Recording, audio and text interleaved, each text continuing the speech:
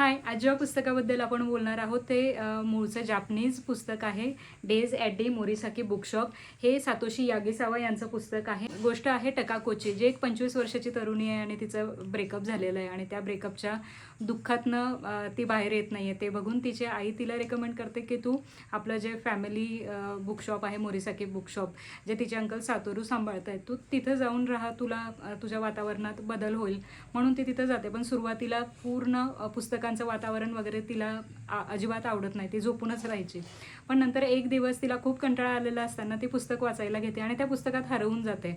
आणि तो प्रवास मग तिचा नॉन रीडर टू रीडर असा सुरू होतो आणि मग त्या सगळ्या पुस्तकांच्या वातावरणात ती रमायला लागते. तुम्ही पुस्तकाचं कव्हर बघितलं तर जेवढं व्हायब्रंट ते वाटतंय, पण तेवढंच वाचन शांत, काम, असं सुदिंग वाटतं वाचायला. फर्स्ट पार्टमध्ये तिचं दुःखातनं बाहेर येणं हे खूप छान आहे. तिचं नॉन रीडर टू रीडर होणं हा प्रवास खूप छान आहे. आणि दुसऱ्या भागामध्ये थोडा ट्विस्ट येतो की सातोरू हे जे तिचे अंकल असतात, त्यांची बायको मोमोको ही त्यांना न सांगताच सोडून गेलेली असते आणि त्यांनी ते ॲक्सेप्ट केलेलं असतं. पण नंतर ती तशीच न सांगता परतही येते त्यांच्या आयुष्यात. पण का येते ते वगैरे ते काही सांगत नाहीत.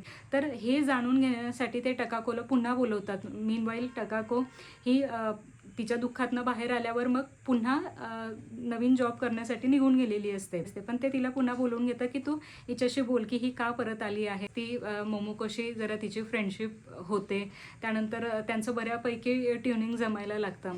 मग एक दिवस असंच मोमोको तिला म्हणते की आपण एक 3 दिवसाच्या ट्रिपवर जाऊया. तिला टकाकोलाही वाटतं की हा एक चांगला चान्स आहे की हिच्या मनात काय आहे ते जाणून घ्यायला. 3 दिवसाच्या प्रवासात तिला बऱ्याच मोमोकोच्या गोष्टी कळतात आणि इथं थोडे ट्विस्ट अँड टर्न्स आहेत. ते पुस्तकाचंच वाचायला तुम्हाला छान वाटेल. ते हाईप वाटते ह्या पुस्तकाची इंस्टाग्रामवर. तेवढं मला वाटलं नाही की ते त्याला जस्टिफाय करतं. पण छान आहे. एकदा वाचण्यासाठी पुस्तक छान आहे. तो प्रवास बघण्यासाठी छान आहे की असं दुःखातनं बाहेर येण्यासाठी पुस्तकं कशी मदत करू शकतात ते बघणं एक छान वाटलं. तर एकदा नक्की वाचू शकतात तुम्ही डेज ॲट डी मोरासाकी बुक.